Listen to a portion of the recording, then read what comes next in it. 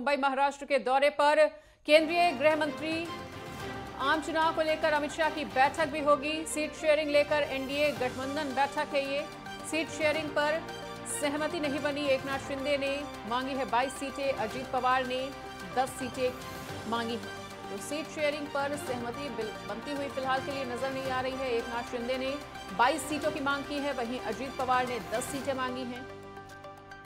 और महाराष्ट्र के दौरे पर हैं केंद्रीय गृह मंत्री। आम चुनाव को लेकर अमित शाह की महत्वपूर्ण बैठक, वहीं सीट शेयरिंग को लेकर एनडीए गठबंधन की ये बैठक होने जा रही है। और मुद्दा है सीट शेयरिंग को लेकर कहीं ना कहीं सहमति नहीं बन रही है। एकनाथ शिंदे ने 22 सीटें मांगी हैं, अजीत पवार ने 10 सीटों की मांग कर दी है। ऐसे में सीट शेयरिंग को लेकर कहीं ना कहीं पेच फंसता हुआ नजर आया है महाराष्ट्र की सियासत में। और आम चुनाव को लेकर अमित शाह की महत्वपूर्ण ये बैठक होनी है। सीट शेयरिंग को लेकर एनडीए गठबंधन की ये बैठक काफी ज्यादा खास मानी जा रही है। इसके काफी बड़े सियासी मायने समझे जा रहे हैं। और सीट शेयरिंग को लेकर जो पेच फंसा हुआ है, देखने वाली बात होगी कि इस बैठक के बाद क्या कुछ सुलझ पाता है ये मामला। और इसी बड़ी खबर पर अधिक जानकारी के लिए हमारे साथ हमारे सहयोगी रवि पाटिल जुड़ चुके हैं। तो रवि, सीट शेयरिंग को लेकर कहीं ना कहीं मामला फंसा हुआ है, पेच फंसा हुआ है। क्या इस बैठक के बाद, इस महत्वपूर्ण बैठक के बाद ये पेच सुलझता हुआ नजर आ सकता है?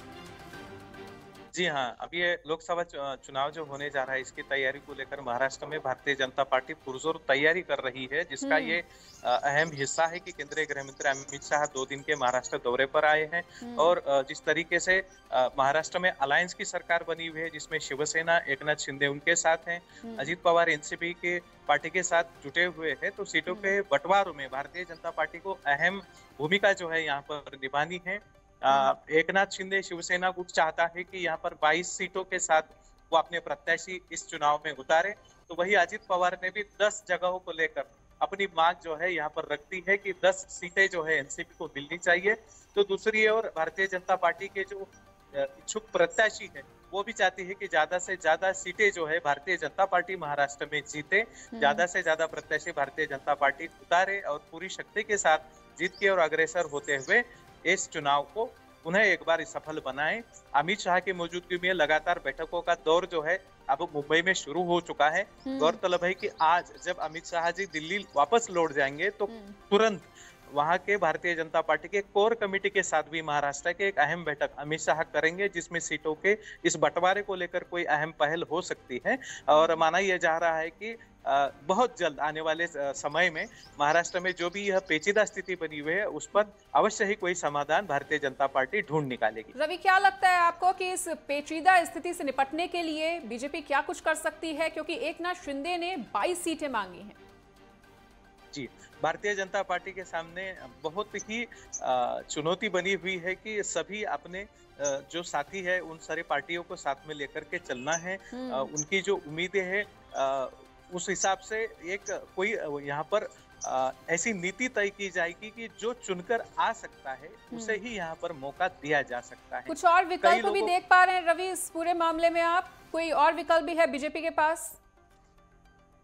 जी, भारतीय जनता पार्टी के पास एक सबसे बड़ा विकल्प यह है कि कई ऐसे लोग हैं, कई ऐसी छोटी छोटी पार्टियां हैं जिनके प्रत्याशी भी सीधे सीधे भारतीय जनता पार्टी के चुनाव चिन्ह पर ही चुनाव लड़ सकते हैं। अगर इस तरीके से पहल हुई तो भारतीय जनता पार्टी की दिक्कतें काफी कम हो जाएगी और सभी लोगों को एक अच्छा खासा हिस्सा दे करके सीटों के बंटवारा में अच्छी एक सफल नीति जो है यहाँ पर भारतीय जनता पार्टी चला सकती है। बिल्कुल रवि, तो जिस तरह से एकनाथ शिंदे ने 22 सीटें, अजीत पवार ने 10 सीटें मांग ली हैं, सीट शेयरिंग को लेकर मामला फंसा हुआ है। ऐसे में अगर इन मांगों को पूरा नहीं किया जाता बीजेपी द्वारा, तो क्या महाराष्ट्र की सियासत में फिर से कोई उथल पुथल, एक सियासी भूचाल देखने को मिलने वाला है? जी नहीं, ऐसी कोई आशंका तो है नहीं, क्योंकि हाल ही में महाराष्ट्र में कई सारे राजनीतिक भूचाल पूर्व में आ चुके हैं। अब ये उम्मीदवार जो होते हैं, पार्टी जो होती है, अपनी एड़ी चूटी का जोर जरूर लगाती है, लेकिन जब लोग विचारों के साथ आगे बढ़ जाते हैं, जब गठबंधन बना लेते हैं, तो गठबंधन की जो मजबूत कड़ी होती है वो सीटों के बंटवारे को लेकर इतनी आसानी से टूटने वाली नहीं है। जिस तरीके से ये कद्दावर नेता जो है भारतीय जनता पार्टी के साथ जुड़े हुए हैं, भारतीय जनता पार्टी के पास चुनौती जरूर है कि बंटवारा कैसे करे, मगर कोई ऐसी आशंका नहीं है कि भारतीय जनता पार्टी को महाराष्ट्र में सीटों के बंटवारे को लेकर कोई भूचाल का सामना करना पड़ सकता है। सहमति अवश्य ही बनेगी, थोड़ा समय लगेगा। ठीक है रवि, तो इस तमाम जानकारी को हमारे साथ साझा करने के लिए और इस तमाम बातचीत के लिए आपका बहुत बहुत शुक्रिया।